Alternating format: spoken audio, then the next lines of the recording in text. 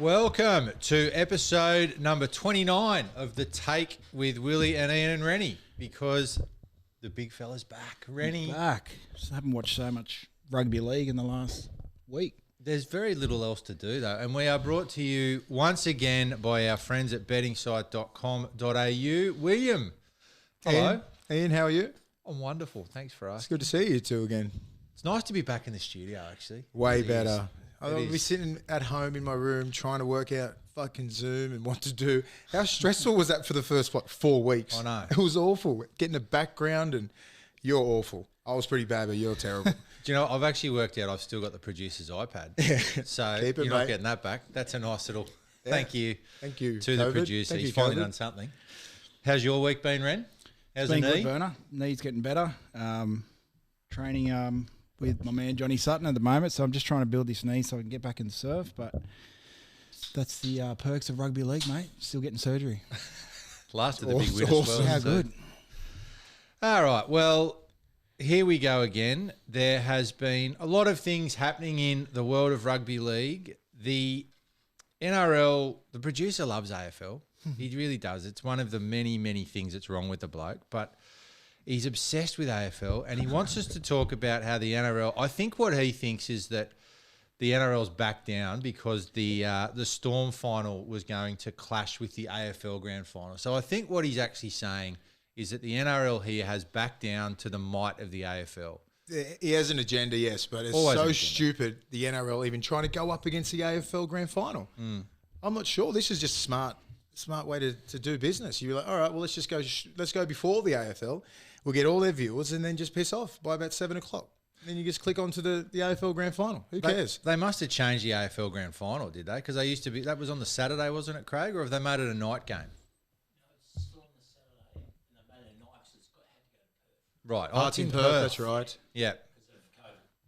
Well, I mean, anyone that likes AFL's got problems. And so I'd much rather watch a Storm game. I couldn't care if it's at the same time. I can. Someone's going to win by 100. Look, it's going by the preliminaries. What the fuck? How much you going to preliminary and getting beat by 80? Who played? I don't even know who played. Are the Swans? Geelong and Melbourne. I need it all. Geelong and Don't Melbourne ask played. me. I looked at it because I know the producer had a big bet on it, and I was just like, I think he was on 1-39. Melbourne winning. They got beat by 90. Did they? It's a preliminary. Oh, was that It's just- Melbourne? Oh, yeah, Melbourne, yeah. I mean, I just can't. I mean, Melbourne it's won. not that Yeah. good. I love AFL. I respect the hell out of the players, but god damn, what's it saying about the competition down there? And we thought ours was a two horse race. It's an extremely low competition. It's a slow sport. Hello to all our Keep AFL it PG. Keep it PG. Anyway, anyone who wants to watch AFL, you can now because you won't miss the Storm, which is wonderful news. Does Just anyone play actually their watch a part, Storm? man. Does anyone watch a Storm in Melbourne anymore? They're the best Given team all the of all success time. they've had, I'm sure they've got a bit of a following. They've got a good following down there, but look what it's taken. What, since '99 they've been in they haven't missed the finals. I think they've missed it maybe once or twice. Since 2006, they've been the best team in Australian sports. It's a fact. Yeah, I just And that's just Melbourne for you. We embrace the Swans and all that kind of stuff. That's the difference. do we? Yeah, they got 50,000. They got 50,000 members. The Swans. We sit there. We pack out the cricket stadium, whatever it's Have called. you been to a game? Yeah, Have you been I to a have. Swans game? I have Been to heaps of games. I've been to- oh yeah, Never been. I was seeing Great years piss up. ago. I was seeing a girl and her old man worked at a pharmaceutical company actually, and Anna. they had a box. No, it wasn't Anna. No, I'm joking. Love you, Yelling Anna. out. And then and he had a box, and I used to go to this thing. And the best thing about AFL at that stage was I was in a box, so it was free drink. Yeah. And the games go for 4 days. They never So stop. you get plenty of piss. Oh, straight onto I it. heard it's good live. It's way better. It's a 360-degree game. It's not north-south like ours. I've been to 2 grand finals. fucking good, in Off Melbourne. the ball. I heard the off the Yeah. ball's great, yeah. Can confirm. I heard off the ball's great. So he's taking the piss. Anyone who knows RENI MAITUA. Off the ball, you got to watch it off the ball. It's just like soccer. Yeah, it's just play it in the air, just like soccer. I've been to 2 grand finals at the MCG. It's a great experience, but let me tell you, off the ball, still no good.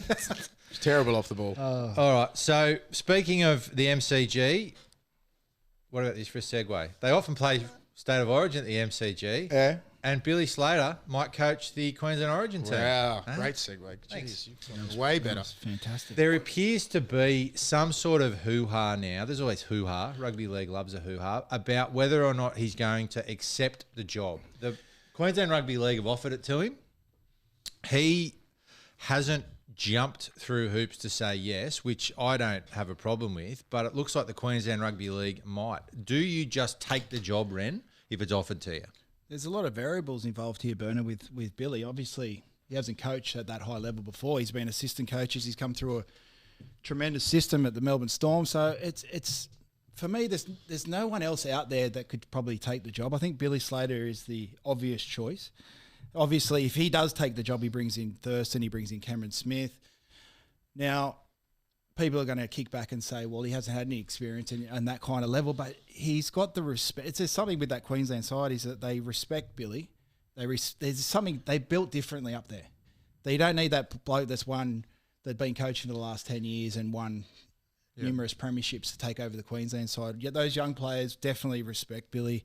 You bring Thurston in, you bring Cameron Smith. They grew up watching these players. I think you can get the best out of them for a 3-game competition or that 6-week period. Because you've always said, Will, it's not necessarily coaching at that level. It's more just man management and bringing people together. Like if you're playing Origin, you know how to play footy. It's just setting game plans and making sure blokes want to play for each other, isn't it? Yeah, it is. And I think Billy's been around that culture there and has been one of the mainstays of building that culture from about 06 to 2018 when he retired, I think it was, or 17 or 18. Himself and like GI, Cam Smith, Cooper Cronk, all those big dogs there, they're responsible for those games. I mean, those series getting won.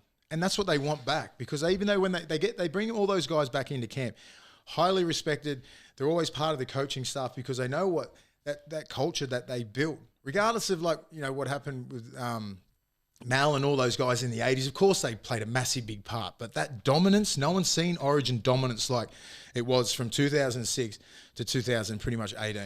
You know what I mean? And he was massively part of that whole culture. So they want to grab that and because they know what he can bring. He's Billy Slater, first of all.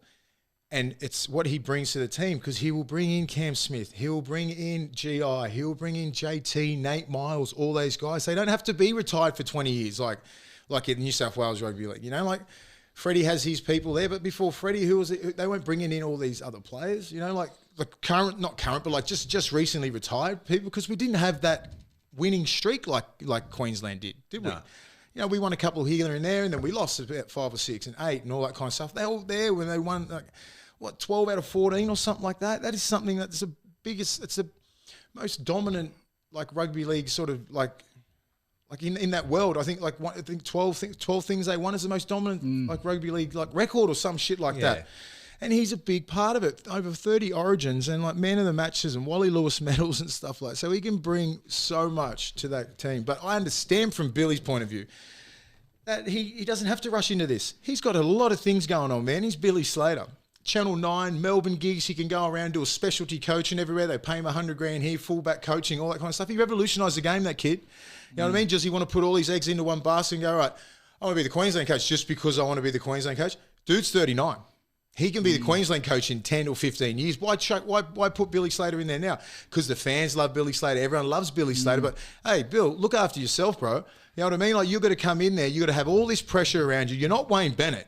You know what I mean? Where he's he come in and out. He's already played. He already was coaching in that Origin era, and he can pick and choose. He's never coached an NRL game, Billy. Nothing. Yeah. And he wanted to go straight in there as a young man like that. He's probably not even backing himself. Going, can I do this? Do I want all this pressure that comes with that Queensland jersey? Because I know Queensland do not expect to lose. Yeah. Regardless of if New South Wales are in a little bit of dominance at the moment.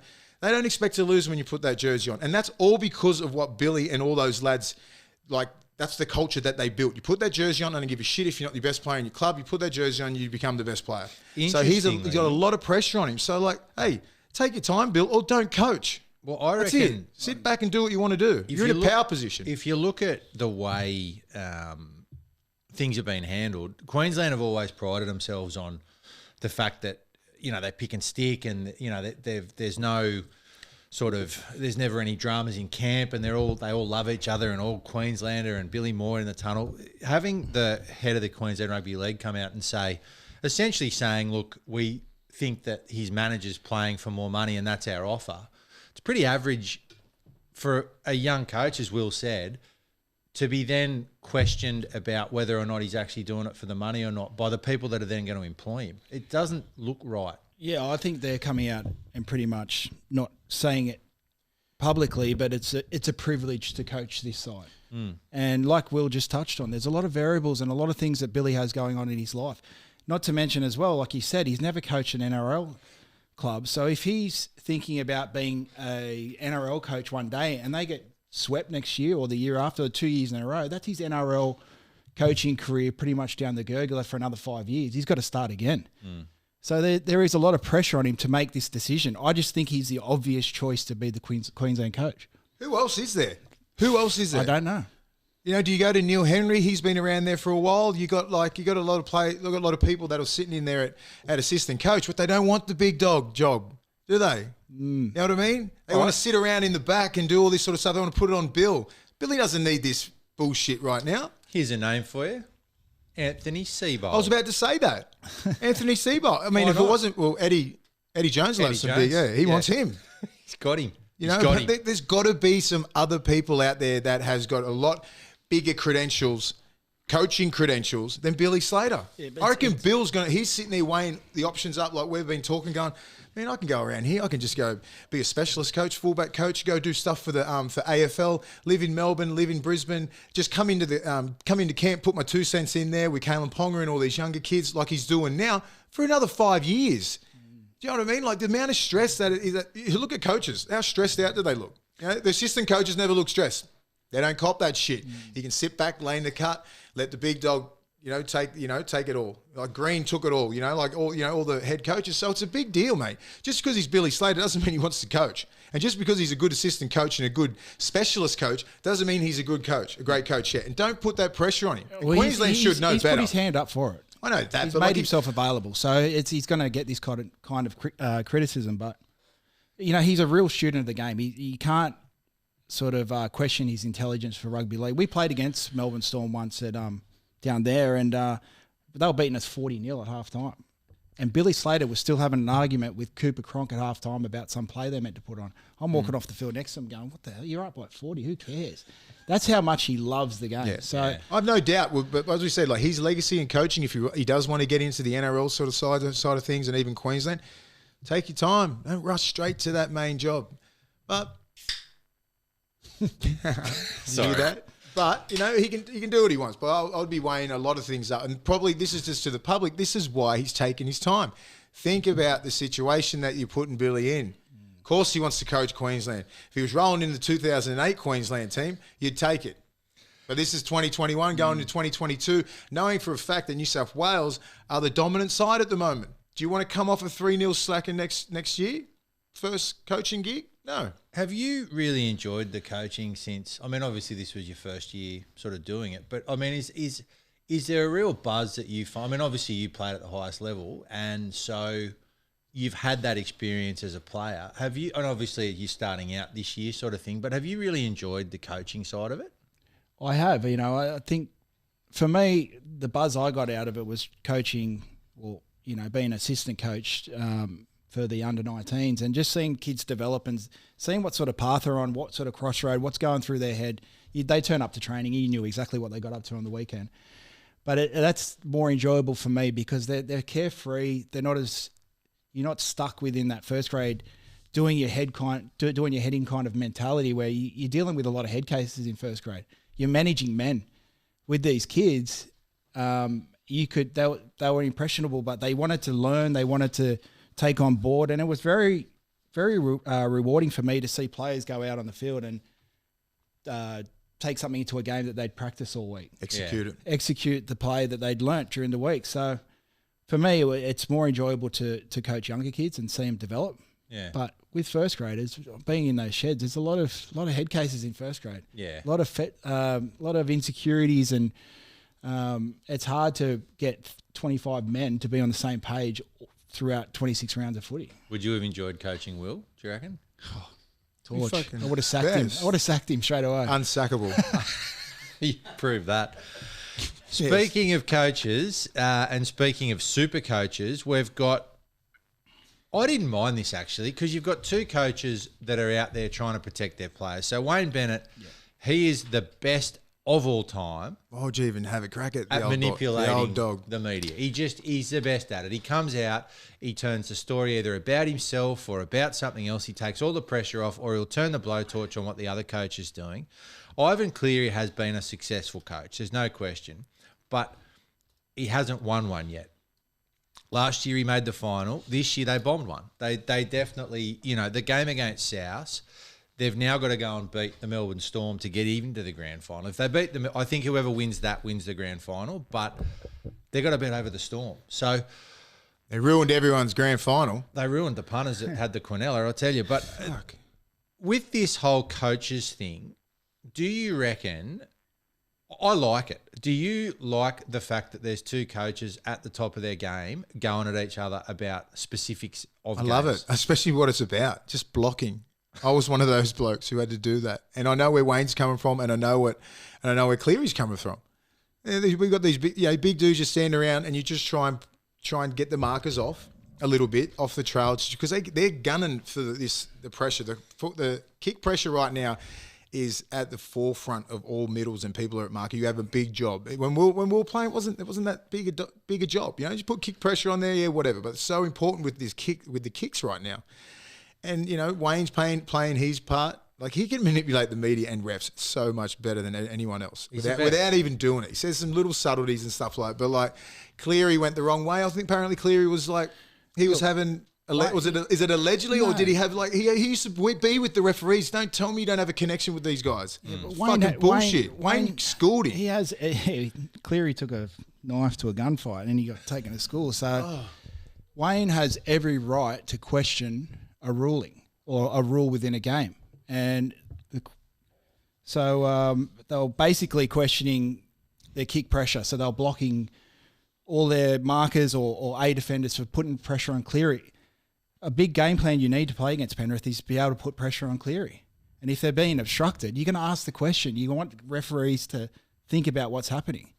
I think it's played out well in the meet. I loved it. It's a little bit. It's a little bit picky, but isn't it? It's very picky. But that's how the game is right now. You're breaking this game right down when you're like, this is costing us yards in the kick and our kick chase because we can't get to the kicker, and you're obstructing our way.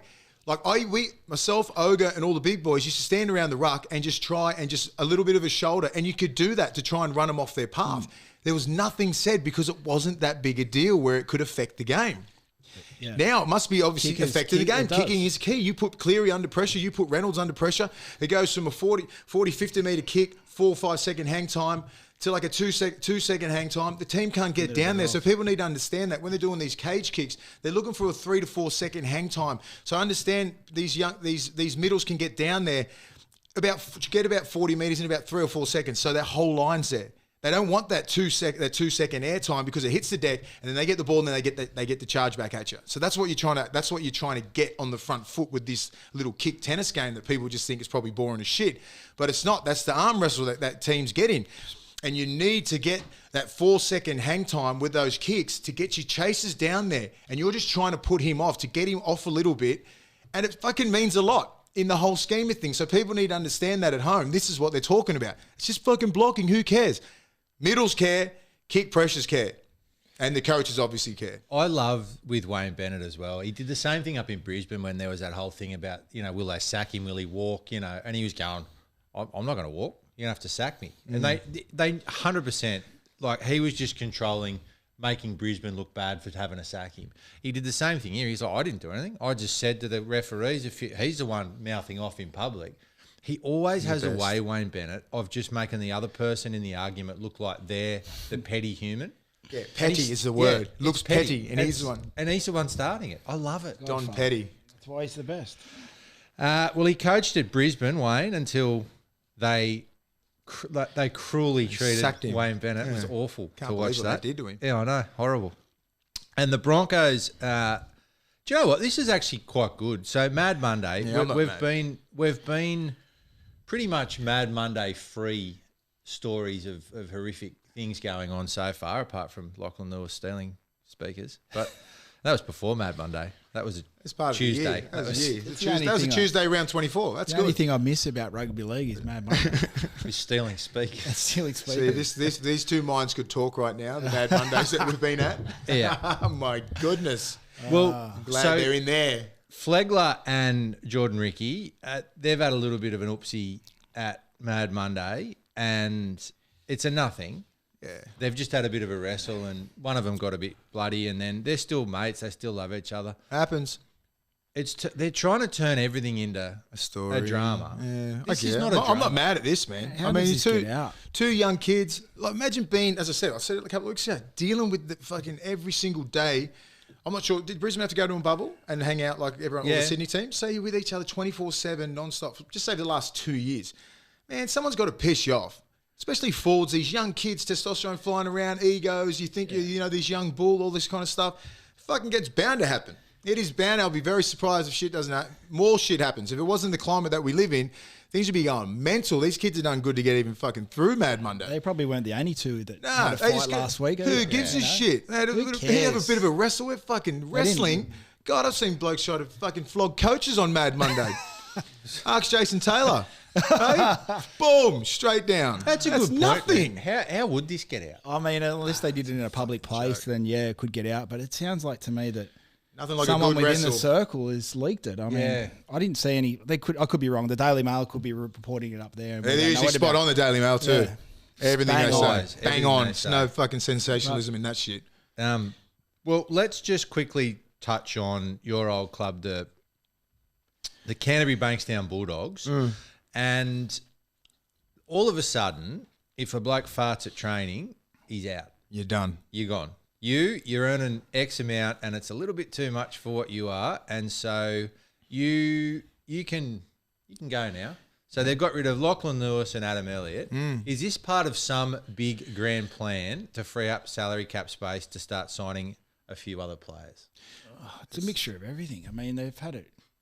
How many years now they've had Port? About 3 in a row now? Underperforming. They haven't really had the cattle, but Gus comes in with a vision and he knows what he wants. I mean, he's trying to build a culture. And Gus was there in the 70s, 80s. 80s, 70s, 80s. 50s. Yeah, Started beasting.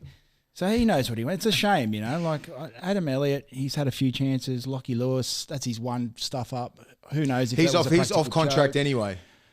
So They saved I'm pretty 6 sure. weeks of having to pay but him like for 6 Adam Elliott, weeks. you can see Adam Elliott. He's got a mil owing on the cap. You know what is you got, and this is what happens when you're playing in a side that's underachieving. Your best player gets overpaid, but he's not really. Is he a starter in other clubs? Would he start in Melbourne? Would he start in Penrith? Would he start at Parramatta? No, but he's on. I'm not hating on for getting his coin. Good on him. Get the bag. Do whatever you can do. But then something like this, you start buying other players, and everyone and you start looking. Hey, you mightn't start next year. You know what I mean? They could put Jack Hetherington back at back row by the way he played in that last game. You got Pangai Jr. You got Josh Jackson. You got Faye Taylor Mariner. You got Luke Thompson. You've got. Then you start talking. You're like, you know what? If I'm a smart man, it is a business. Don't get me wrong. I'm not sure he deserved to get sacked, but he's been fucking up for the last 18 months. Yeah. And he's gone, you know what? I'm done with you. I'm starting to hold a clean slate, and that's a bad apple right there. He's putting the squad on notice, basically. And you go off what Melbourne Because that's what I'm saying. did. So, because that's what I'm saying. Like, he's been there, probably form player for the last 2 years, and now he's done. So what's that send to the rest of the group? Just like- don't fuck with me. Just like Canterbury had back in the day, but more so Melbourne Storm these days, is there's a no dickhead policy. Simple as that. No matter how good you are, if you're going to fuck up, you're out the door. I think it's interesting too. Like if you're in a rugby league squad, and the players that they start signing are in and around your position, You're done. You got to be somewhat smarter about. Or you got to have an origin year. You know what I Yeah. mean? You need to be like, you need to play a gangster year like Josh Jackson. Yeah. He's under the pump. That dude just turns up every single game and just bleeds for that. He epitomises what a Bulldog player should be. And that's why they'll keep him around. And if Canterbury were winning, he'd play Origin again. Well, that's what happened. I think, 2014, 13, 14, he was in the Origin team. Yeah, it he was was. just like he's, what do you take Frizzell over him or you take Boyd Cordner? He's one of those players who starts, you can't come off the bench, and he was just in some good quality players around in and around that time. They're all in their peak, but he got the Brad Fittler medal. Like he's the best Origin player. You know what I mean? So he can play, that kid. Well, Canterbury have gone out and started signing a lot of forwards, and I think it's Brandon fairly, Smith, man. Come on, Brandon Smith. Make a decision. It's fairly Cheese. Make a safe. decision, Cheese. It's fairly safe to say that Canterbury are going to be full of big boys. Ooh.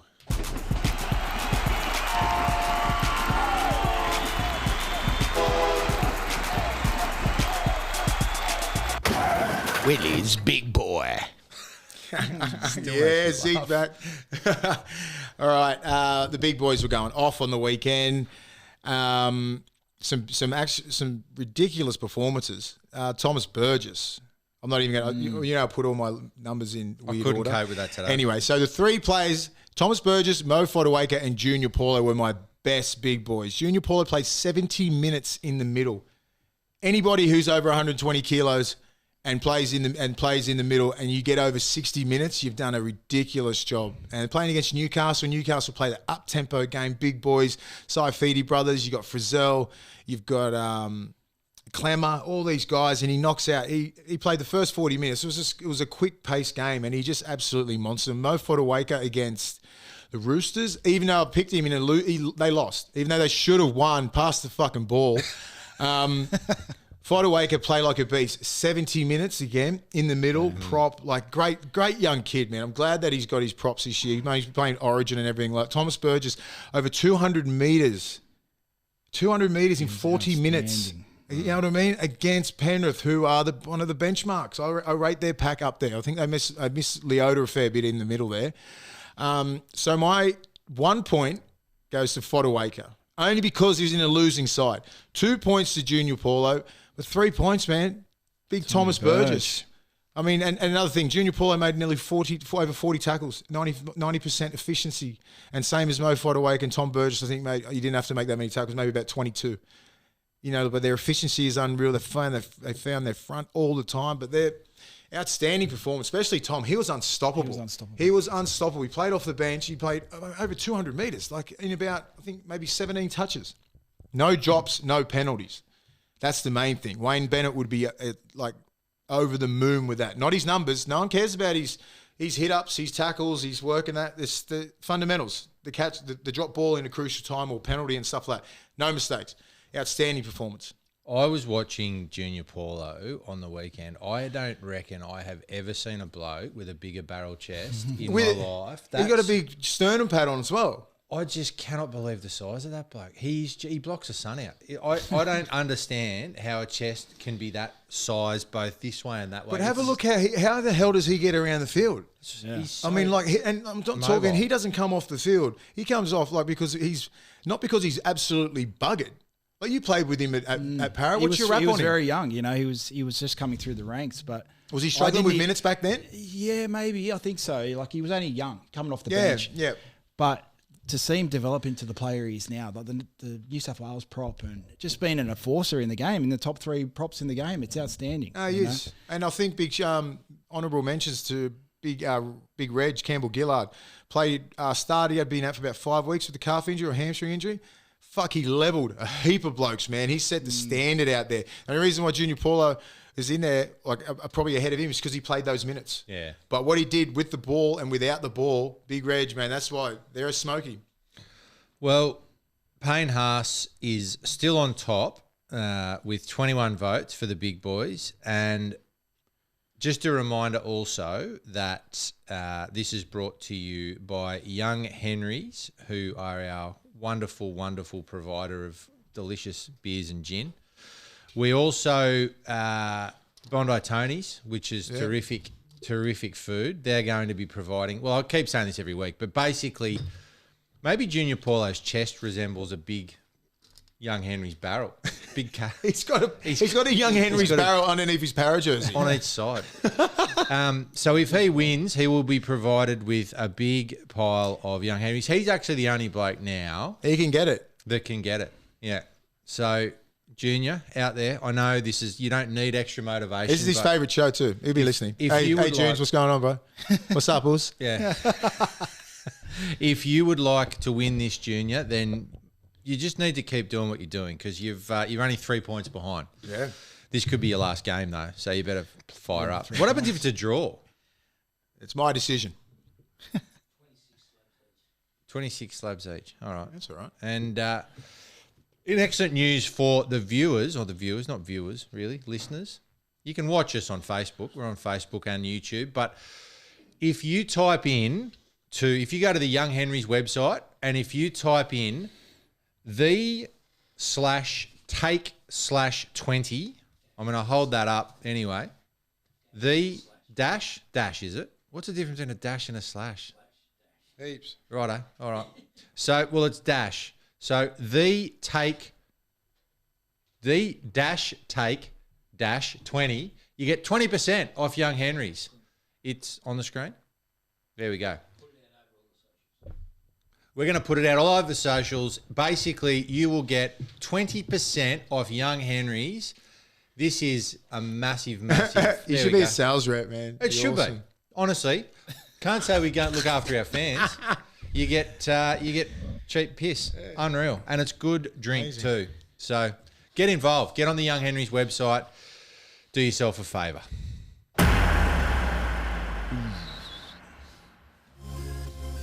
Hi, Tiana from the Green Room podcast here. Join me with an exclusive backstage pass featuring in-depth conversations and a bunch of personal and crazy stories from around the world. With some of the biggest names in music, film, comedy, and everything in between, these definitely aren't your average interviews. Come join me in the Green Room. Presented by the Handshake Agency. Check it out at thepodcast.com.au. All right. Join her in the Green Room. Bettingsite.com.au is wonderful. It provides us with the ability every week. Well, we lose every week, but it provides us with the ability to raise some money for junior local clubs. We were donut again last week. But Harry, welcome. G'day, guys. Good to be back. It is good to see you. I'm allowed back. Yeah, it's good to see you. And at one stage, I was quite fond of Penrith. I must say, I liked Penrith. Last year I hated them. This year I like them.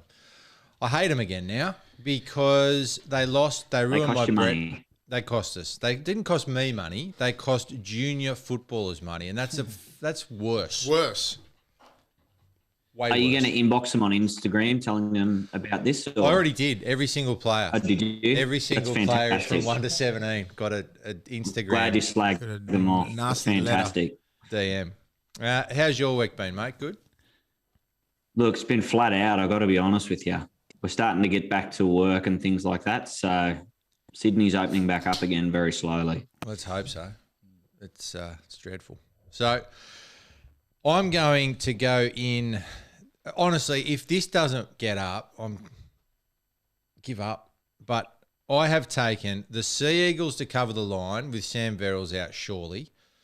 The Panthers, they owe me, so I'm going to take them. And I'm taking the overs in the Sea Eagles Roosters game because I think defence will be something that's on the end of the post in this game.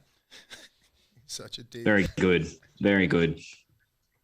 Look, it's pretty short, Ian, but $6.40 with Ladbroke. It's not a bad price.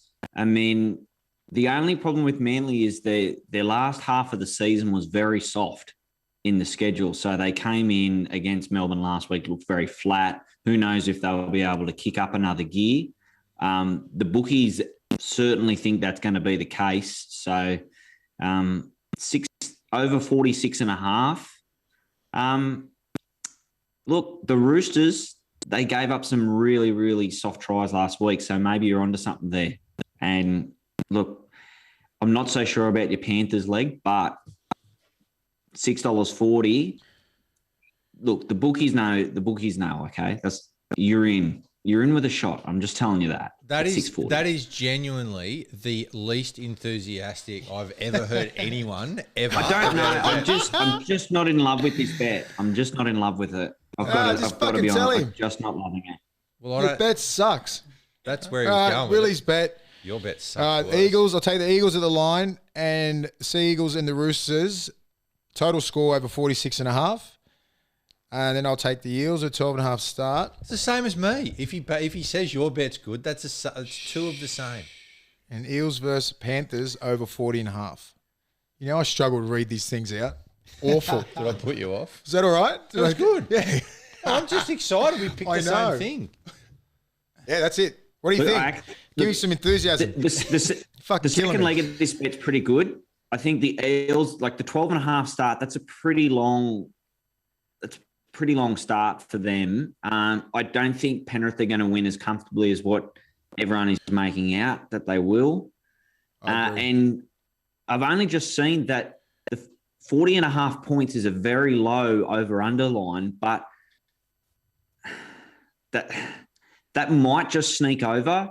But how that ground holds up in Mackay, like a regional ground, could be Slippery hard ball to play too. on. Slippery ball up there. Yep. Sucks. Look, People don't yeah, it understand might- that. it And when might you be get up hard. there, it sucks. Night game and slippery ball up in Mackay. But It's it's terrible. not. But it's not a 46. It's not a 46-point line. It's only 40, so it might just sneak over late. Yeah, sweet. But yeah, that's a low line. So yeah, I would have gone overs on that too, but only just. Are you all right with being a father, Harry? You're very negative today. Are you not sleeping well? What's going on?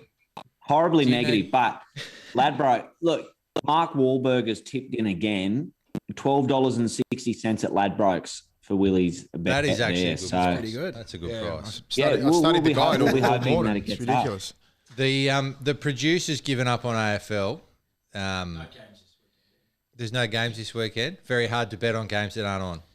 So it's good. It's a low sport. I don't watch it. You used to be good at the horses. You were. I don't know what happened there. Obviously, there's a bloke that used to get tips off who's no longer giving you tips. But anyway, he's gone. He's gone the Roosters with the start into Daniel Tupou anytime try scorer, and he's gone Eels and Blake Ferguson anytime. Is that a same game multi into? See, Ren started a new trend here. I like it, Ren. The Look, only one I know to do. Same game multi. look, Rennie has started a trend, but I actually love this. For $21.25 at Sportsbet, I think the Roosters absolutely cover the line. I think if Manly are winning, Manly aren't winning comfortably. And look, Daniel Tupou, 100-plus tries in the NRL. Blake Ferguson, same situation with the Eels. Got a couple last week. Love it. More than $20 for that. That you cannot get much better than that. Do you know what I wish now? I wish I hadn't bagged you for being negative, and then you felt like you've had to be positive. You've been positive about this pricks bet.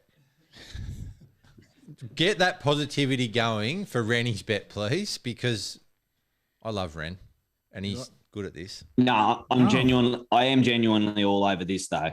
What do you All got? over. What do you got, I've got Panthers Look. to win with Para's right edge making huge mistakes defensively for Brian Tortle to score 2 tries at any time. And I've got the Eagles to win with Ruben Garrick and Tom Turbo to score any time. No, I like it. You like Yep. that, Will? You like that one? I like last week's. Rennie's one. 100% bang on about Brian Toto. They the Knights were able to get a hat trick down that left. Parramatta have some problems there. There you go. And in Manly games, you've got it's either Ruben Garrick, Tom Trbojevic, or Jason Saab. 2 of the 3 score every week, it feels like. So get $10.13 from Sportsbet for that. You can't be too unhappy, I like reckon. That's a pretty good bet. Do you know what we've actually got $4,300 in the kitty, which is good. And the thingos are starting to come in now, and you know we really do appreciate all of the entries. It's great to watch it. We love watching them. But Harry, you've been negative about everyone. Well, me and Will mostly. Tell me about your bet so that I can then tell you it's the worst shit bet I've ever seen ever. Over to you, Harold. Oh, Ian. Au contraire, my friend. I know that you are a Roosters man. I have them winning by 1 to 12 points. Yeah, I don't mind it. Jason Saab also scoring in that game, and then whack it in with the Panthers at the minus 7.5 line is giving me $14.34 at Sportsbet. That's a good price. And I always know when you're negative about one of our bets that it's because you've bet the opposite. So You just talk with your back Look, pocket. the Roosters League is paying $5 on its own, and they are just battle hardened. It's almost like it doesn't matter who puts the jersey on at this point. Manly, soft run into the finals. They are a prime contender to go out in straight sets. So I don't know. It's a bit of a gamble, no pun intended. But yeah, I think the Roosters win that game. Well, gambling is done best when it's done right on bettingsite.com.au. Harry, thanks again, mate. We'll see you next week. We're going to be so rich next week. So rich. We're winning. And we're going to be super positive for preliminary finals. Yeah, get some sleep and try and be a bit more positive about my bet, please. We'll speak to you next week. All good. See you guys later. See you, Yeah, mate. mate. Cheers, mate. William? Yes, gamble responsibly, people. You're not even going to try that. You didn't even try then. Well, they don't listen anyway. They do. You know, just gamble responsibly. That was It'd be a so silly. bit more effort. Where we going now? All right, so there are only 2 games. I tell you what, with only 2 games, I really am struggling to work out what to do on a weekend when I'm locked in my house. It's all right when you can watch 8 games of rugby league and Ukrainian soccer and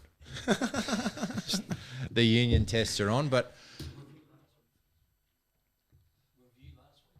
review last week. All right, I'm happy to review last week.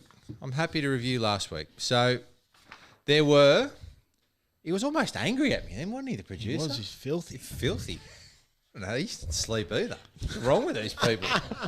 Just want a bit of positivity on a Wednesday night. All right, well, here we go. We'll review this game. So, Storm pumped Manly. End of review.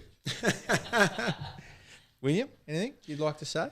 Are we going to properly review it? Yeah, well, we will. I think. Do you know what I'm going to do? We spoke about last week. He actually did give me things that you two said about the games. There it is. I'll put it over here. There's so much paper on this desk. So Reni said that the Storm to win, they needed to manage Turbo. They needed Obvious. Munster was too good, and they would have too much experience and class. William, what you said was cut down the people that get the ball to Turbo and put pressure on and force early passes. So I would say that is 2 of the most genius summations of what actually happened of all time. It wasn't that hard to manage Turbo. Like, I mean, that's what they needed to do. Yeah, that's right. But Munster comes back with an infection in his knee. And I said that he, given, last year's Origin series when he went on a 3-day bender after the grand final and won an Origin series, he just thrives under the lights. He's one of those players that just can stand up on those big occasions. He controlled the game. He led with his running game, his kicking game. He was just for me, he's like the closest thing to Wally Lewis we're going to get in the next sort of 20 years. He's that dominance in the game. You don't see as much as an average fan. You think, he's not doing that much, but the way he'll touch the ball 3 times a set. He controls the ruck. He knows where to be. He always passes on to his strike players like Pappenhausen. I just thought he was a difference. Ren, quick question. We were talking about this before. Well, how did they nullify Turbo and why? We spoke about Melbourne's defence, and if you listen to the how we broke it down last week, if Manly had went of a long shift and then sort of got somewhere near the middle of the field, they would have got a 6-4 split. What they were doing, I think if you watch the game, they were getting a lot of Tom being on the long side and the ball sort of staying on the right side. So Melbourne was giving different looks. So they were putting 7 on the long side. So therefore 3 players were on the short side, 3 defenders. That's what made Cherry go down there all the time. So it seemed like they were stuck on that right side all the time, or whatever that short side was. Because they're putting 7 there, they don't understand how good Melbourne work from marker. So if you've got 2 markers, you got 3 on the short side within just say 30 or 40 metres. That's easily doable in a good defensive system. Because all you do is your first marker sits back, your second one sits right back into the line. So the A on the short side comes up. There's 4. The first marker will see if they go right, and then he'll feint to go right, and then he'll sit back in the line. Next minute there's 5. Then it's 5 on 5. So they showed that look a lot of times, and Cherry took it most of the time, trying to take those cheap meters down the sideline. But they were given those looks on purpose because of Manly is so structured and they stick to structure. Ren knows that because Des is like that all the time. And they showed different looks, and they just kept taking it. And then they end up getting stuck on a real short side or pretty much a sideline, and they couldn't get back to Turbo. Do you know what I mean? Like, so they did that so many times. It was a fucking set of 6. It was about 2 or 3 sets. It was just like, what are you doing? Turbo didn't touch the ball because they kept going down there, kept giving him different looks. There'd be 2 there, but their markers work so good and their defensive systems are all intact. Everybody does their job and they just nullify it. They did. Because they wanted Cherry to try and make him win the game. Yeah, I didn't actually see if Melbourne were loading numbers, but it does make sense. But it's a late switch. It's a late switch. What they do, they put that 6-4, and then one will go there, and then Cherry sees it, bang, he bit it about 3 or 4 times. It's terrible. Yeah. There was 2 sets in particular where Turbo didn't touch the ball at all, and I was questioning why that happened. And I heard Cooper talk about it, say, you know, to nullify Turbo, maybe they put an extra defender on the long side. And to me, when Turbo doesn't touch the ball, and I know how Des coaches, he counts numbers. You take the overlap every time. So to me, it seemed like that's what was happening. Melbourne were loading up the big side. Cherry counting numbers, saw a 4-on-3, took it, but they scrambled so well from marker that they shut it down. And Turbo doesn't touch the ball. And I think they wanted Manly to play that because that 9 hardly ever plays because the young kid was out, Croker. So he doesn't know how to come out, engage markers so that you go down a short side properly. If your markers work so good in any game, you can nullify any short side play. You know that, Ren. Yeah. If they work out and they know what they're doing, and the short side know when they can sit back or push up, all these things where Melbourne are clinical at. They'll give you those looks to try and fucking make you do it. The little hooker would have saw the numbers as well and just went, all right, there's numbers here. There's fucking no numbers there. They will shut that shit down. They'll give you those looks and they'll just pump you all the time. They'll leave you over that side of the thing. Next minute you're on a shit kick and they just fuck you up like that. It's awful. Well, clinical is not the way I would describe the final play of the Roosters-Titans game. That was probably the exact opposite of clinical. I feel for Pat Herbert in, like, his whole season now he's come down to that one poor decision, and you know he's been good for them this year. Yeah, he had an outstanding game too. I mean, he had a great game. But powerful. Unfortunately, all he literally had to do was just give early ball to Fafita and he scores. Like under 10s, pass it to the big kid. Pass the big kid. That's going to just throw people around. I couldn't understand it, mate. That's this hero. You try to play hero ball, mate. You saw the line. You wanted to be the hero. You wanted to do it. It's a selfish play. What do you reckon? I'm not talking to him all Mad Monday. If that was happening in one of my centres like that, in that situation, I'm not talking to him until next year. Well, people did blow up a little bit. I'm fucking not doing it, mate. About Corey Thompson. Corey Thompson obviously reacted because Corey Thompson's standing there unmarked. He's literally, he's 4 out and there's no one on him and he's going, pass it.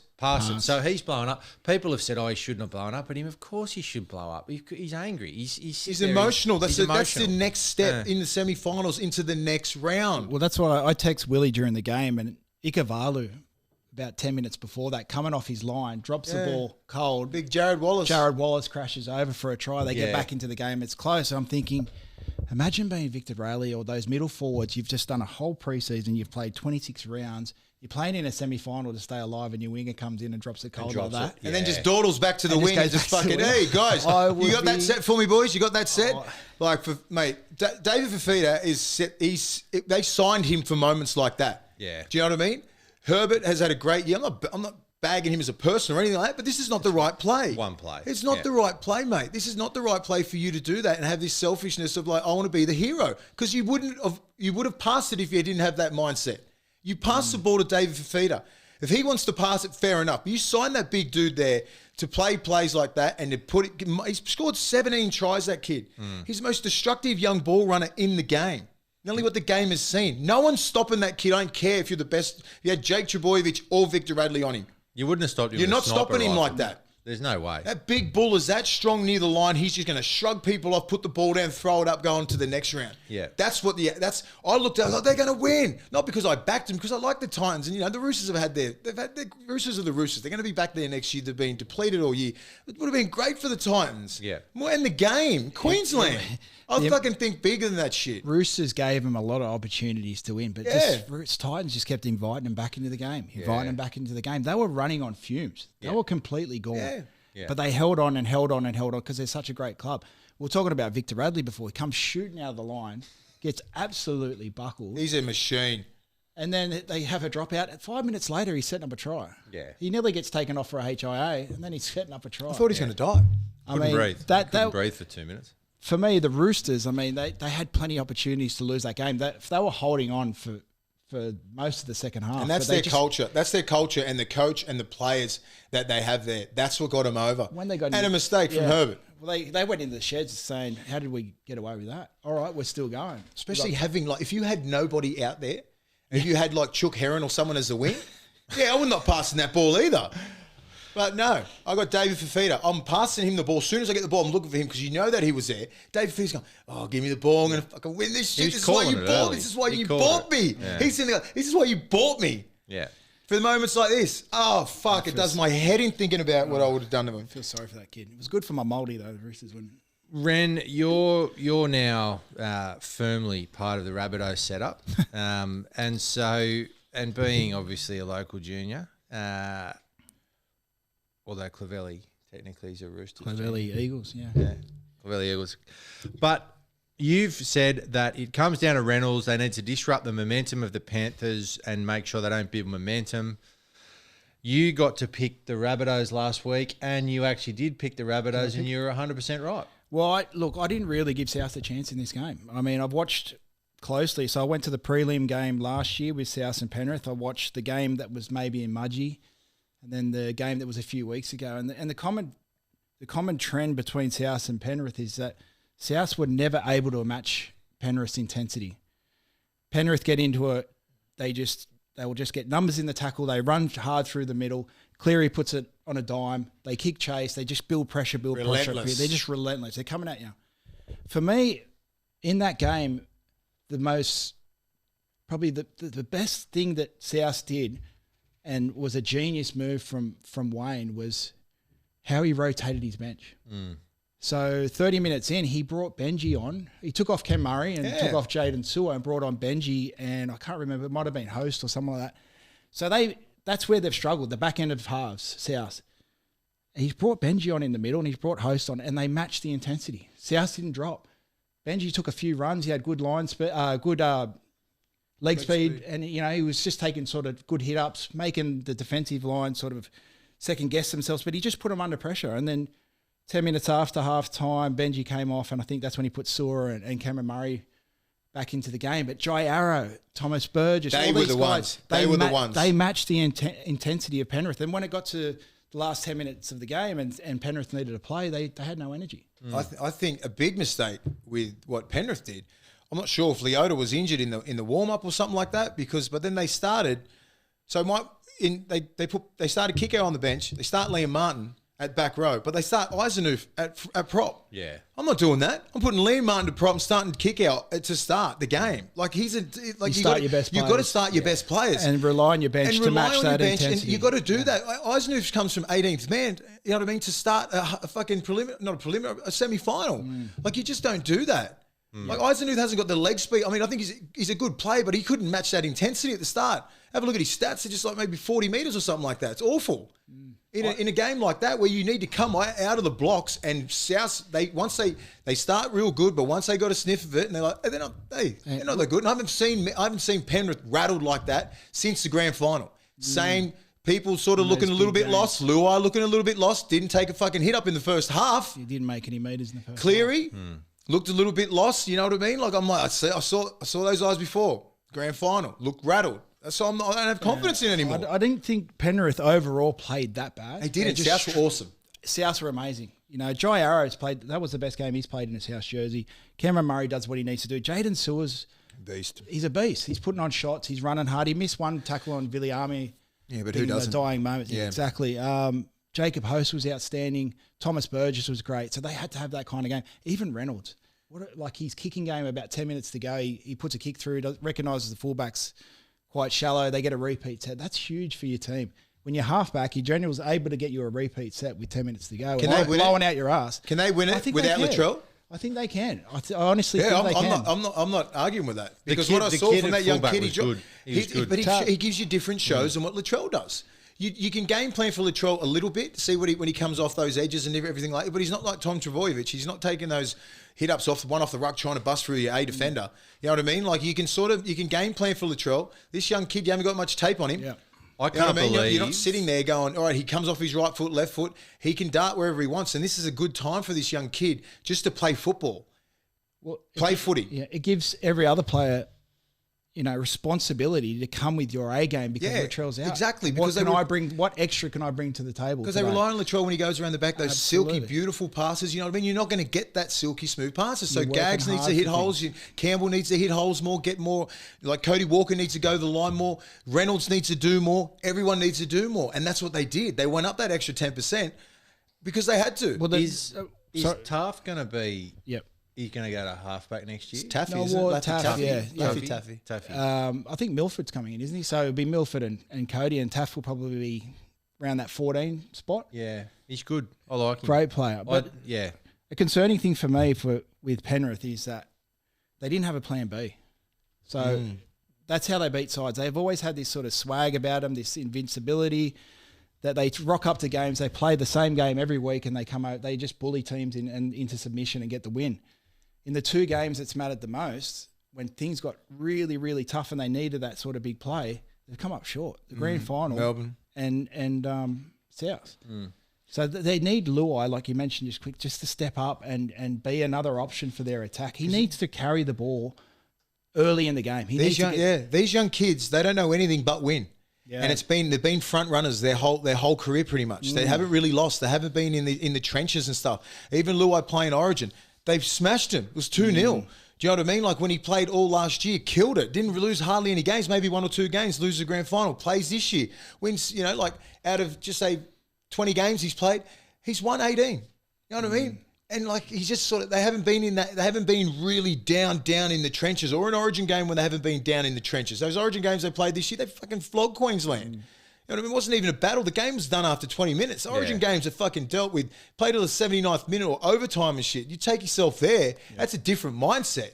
Test football, different mindset. But club football can take you there in the semi-finals and stuff. He's going to get taken there this week again. I want to see him shine because the kid's got some talent.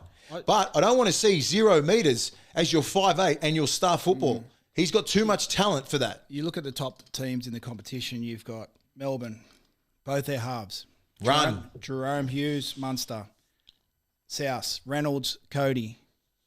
Penrith, you've got Cleary that takes on the line. You need Jerome that plays 1 week he'll take on the line, the next week he won't.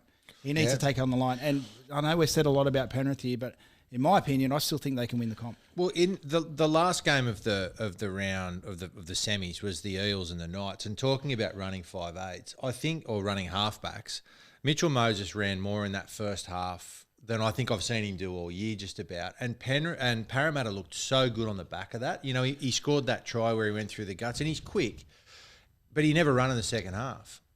So when Newcastle started coming back. And they came back. He needs to put when the foot's on the throat, like great halfbacks, Joey, JT. You've got to keep going. You've got to keep going, mate. Yeah. He's a young kid with a shitload of talent. And the only reason why people have a crack at him is because in big games, he doesn't put the foot on the throat and just choke it. You know what I mean? He never does that. And he let it off. The Knights nearly had that. Knights could have won that game. Definitely. We need Moses this week is his biggest test. Yeah. You know what I mean? We need to see that. I mean, otherwise he's going to get hit with that same thing again. Can't step up in big games. It was only Newcastle. Newcastle have a losing record going into the 8. You know what I mean? Like, you need to take a big wig out. You know what I mean? You need to take Cleary on. You need to make it personal. He's got one of the best forward packs in the comp at the moment. Run behind that. It was really good to see, other than the Manly game, which was a bit of a blowout, it was really good to see 3 other really close games of footy after some of the blowout scores. But I don't think there'll be any blowouts this week. Or this weekend. So what we did last week, obviously, was we gave each of you a team in the games. There's only the 2 games this week. All right. Manly are playing the Roosters. Manly are red hot favourites. Ren, why will Manly win this game?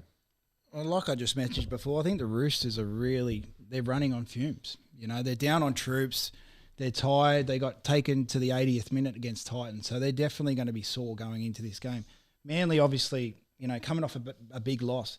I think their edge defence needs to improve. What I noticed a lot, and it got picked up in some other NRL shows that review the game, and I picked up on it a lot as well, is that the edge defenders, in particular their back rowers, were sitting in the pocket, and they weren't really getting up in the face of the Melbourne Storm. So obviously that created opportunities on the edge. So if their edge defence can get right, I think you know, that'll go. a long way.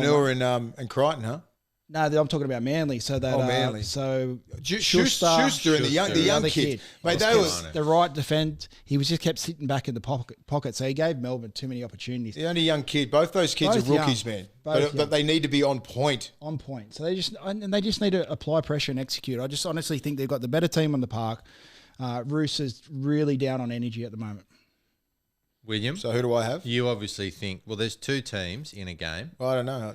and he just had Manly, so that leaves you I didn't. by a process of elimination. It Oh. means that you have got the Roosters, William. Now let's talk. I want to go back to Manly's thing because I looked at Melbourne and went, oh, I love Olakuatu. I loved his energy. Do some penalties away.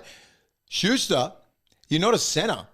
They were both off. No, but Olakuatu's runs, man, he was ballsy. You see, He defensively, he defensively was was awful, but he tried his ass off. Yes. I can give that away. I'm like, all right, but at least give me like 15 touches on that left edge. You know what I mean? Like some couple, or when it gets over near your edge, if I'm front row, if you're left-hand back row, I expect you to push me the fuck out of the way and jam one in behind him. I want to see that shit from a young kid. Yeah. You know what I mean? Like I don't want to just be these front rows just getting bashed all game from Melbourne. You know, that's what I said when they do that long spread. It's up to the back rows to get the ball back in and have a definite punch. They just didn't do it, mate. He was not there. You can't do a long fucking no-look pass every game. Yeah, I mean, he's still so young. I don't care. It's a semi-final. He's And very he's a young. 5'8", He's and very he's young. trained He's a as young five. kid, but he's a probably a left. back He's in the blue ribbon back row spot, left side Yeah. back row. You hit those holes. It's a beautiful position, but you got to play tough. It's a semi-final football, and I hope to God that he shows up this week with his fucking proper boots on. I think he will. You know what I mean? So Roosters, they can possibly win the game because of what they did last week. You know, like how they were against it the whole game. Not the whole game, but I mean, the Titans were there. It was ebbs and flows. They look cooked. I mean, you got me the worst team here. I think Manly should win the game, but I've got to try and fight for the Roosters here. I still look at that forward pack and go, yeah, it's star-studded. But now you take Takeaho out. Yeah, it's a big Then you're loss. going to start Isaac Liu. You got to bring another rookie on. You know what I mean? The minutes these kids have played, the games these guys have played, Hargraves. Now, how much can they give? You know what I mean? If they can get to the second round of the playoffs this year, that's a win. Do you know what I mean? Tupanua, Crichton. You still got a good back row there. Victor Radley. You know, who plays 9? Some young kid, you know, who is a... They haven't announced it yet. They haven't really announced it, but there's a young kid. You know, do you put Victor Radley in there? You know, your halves, you're starting Sam Walker. I know Sam Walker come on kick the winning field goal, but, you know, you got Lamb. You know, he's just real young, man. You know, got nothing to lose. You got Josh Morris. You got No Manu. You got all these other kids there. They're just purely playing off their pride. Yeah. And what that club means to them. They're going to go out. They'll go to the death in this game. It's going to be hard. I mean, I think Manly should actually win the game. And I think a pissed off Turbo, I don't really want to play. And the amount of shit that he copped for one fucking bad game was unbelievable from these fuckwits, Sickening. like journos and people coming off like, what do you think? was sickening. One game. He played against a fucking Played against one of the best Storm. team. He probably played against Melbourne Storm, probably hard to play against in Queensland. Hardest. Do you know what I mean? hardest Like Melbourne Storm are harder to play against because they're more organised. Yeah. And they went after him, you know, and you come after him after that. Like they kicked to him. Was it like he wasn't trying? Yeah. You know, he was off a little bit. They Leave were the kid fighting. alone. They were fighting. Far Yeah. out. I hate this shit. If I'm the Roosters as well, and I'm reading in the paper that Tom Trbojevic is a flat track bully and he only plays, I'm going, shut up. Why would you give I hope the this Tom bloke- goes fucking Union. Go. He'll score 10 tries this weekend against my poor old Roosters. All right, so the second game is the Battle of the West. Penrith versus Para. There's people out in Mount Druitt now. They're just salivating over this game. They're ready to go. Mental. They're just ready to get excited about the Panthers and the Eels. I certainly am. Yeah, you going to go the game? No, I'm not letting it at my house. If there was no COVID and it was a Penrith I'd be stadium, would you go? 100% I wouldn't. You'd fit the part with that redneck TV. shirt. It's a good shirt, this. I love it. It's one of my good ones. This is the final shirt. What brand is it? Dixon. It is. Balls. That was nice from you. All right, Ren, you can have the Panthers. Penny Panthers. Look, I know we were quite critical of them just before, but I still think they can make the grand final. And you look at the Cowboys in 2015, they lost the first prelim and went on to win it. We did it in 2004. So everyone thinks There's only you about know, 5 teams, I think, that's done it outside that lost the first one. Yeah. So I think it's a bit of a kick up the arse they need, and they know it's do or die now. I think they're a fantastic team, and I honestly think that if they don't have to change their game plan too much. I just want them to come up with a plan B, and I want Luai and Cleary maybe to run it a little bit What more. would be your plan B? If you're like, just say what happened to you. Just say if you're Cleary and you're Luai and stuff like, you're like, oh, we're getting fucking beasted here. It's pretty even. Like, we need something else. This is not working. What would your plan I'm B not sure be? if what the plan B, like to execute some sort of structured play. Yeah, I know, but just- they need a big play from Luai or they need a big play from Cleary. Now, a big play might be being under the pump, not getting much field position, taking a carry on the fourth, beating one defender, just poking your nose through, getting a quick play of the ball. Cleary kicks off the back or Luai kicks off the back. Instead of relying on your forwards, have your chief playmakers running the ball.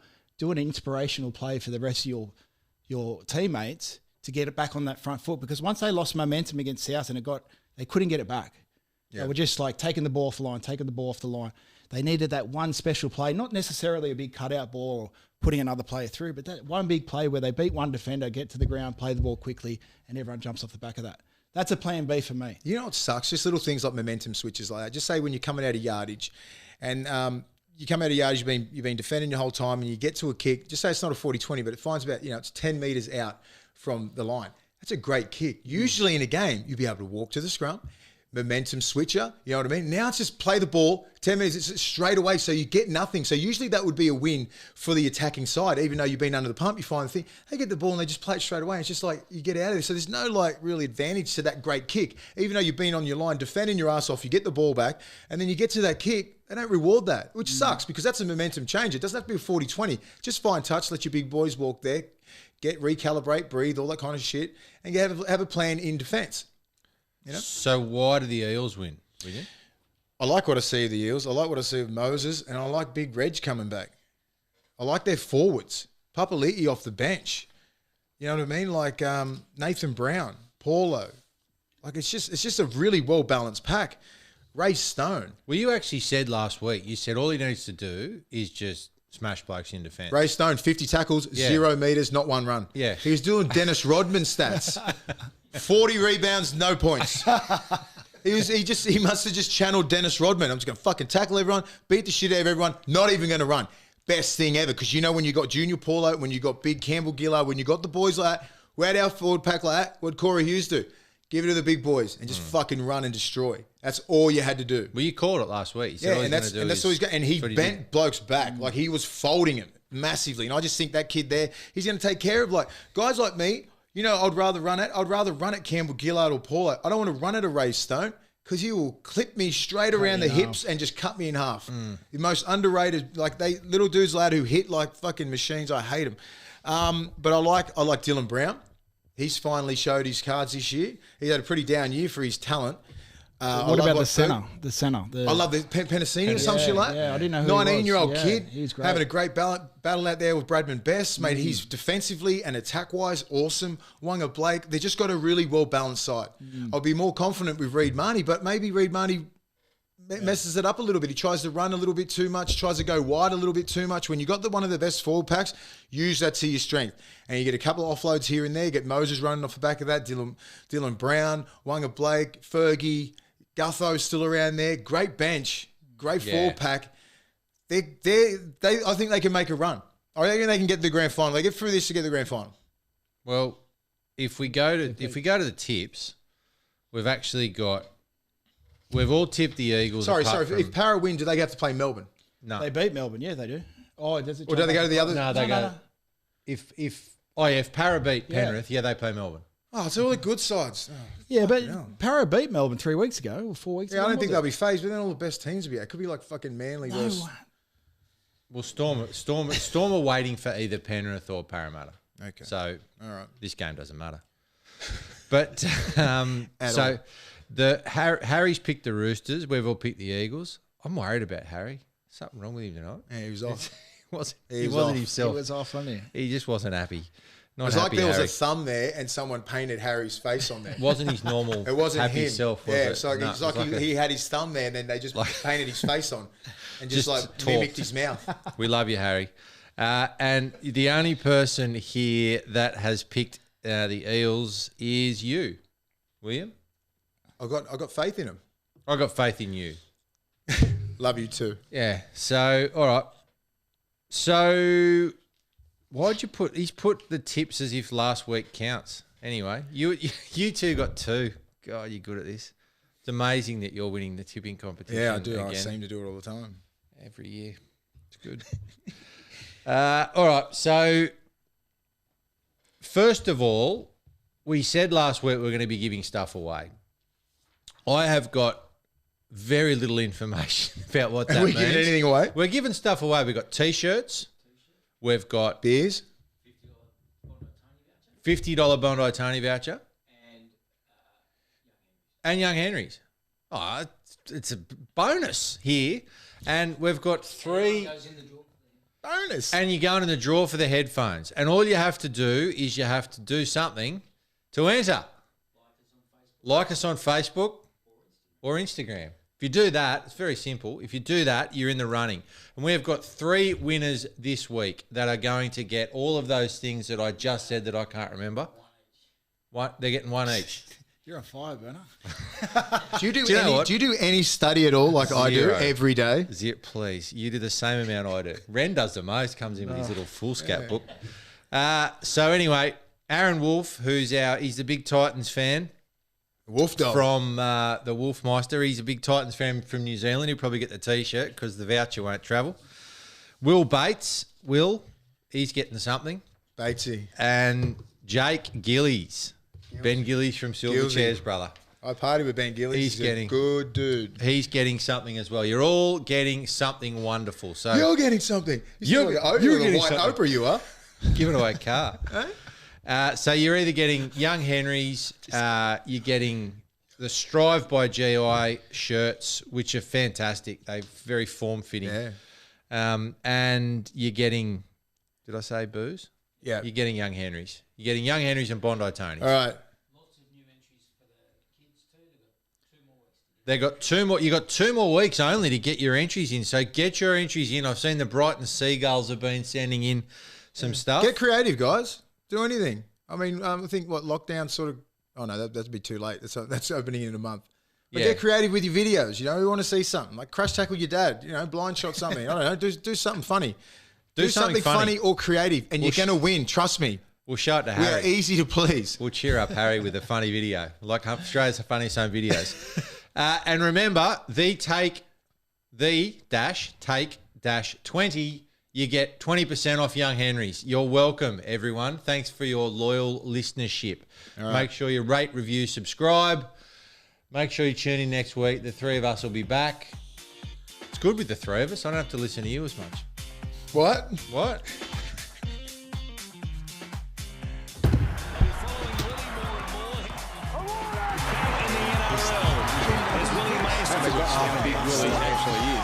Perhaps the presence of Willie and the Panthers looking at his imposing frame. I'm a 25-minute man. Plus. Oh, you got skill, son. Uppercut right hand by Big Willie. Too fancy for you. You've been listening to The Take with Willie Mason and co-host Ian Byrne. Produced by Craig Trewick, recorded and engineered by Zig Parker of Green Room Sydney, and presented by the Handshake Media Network.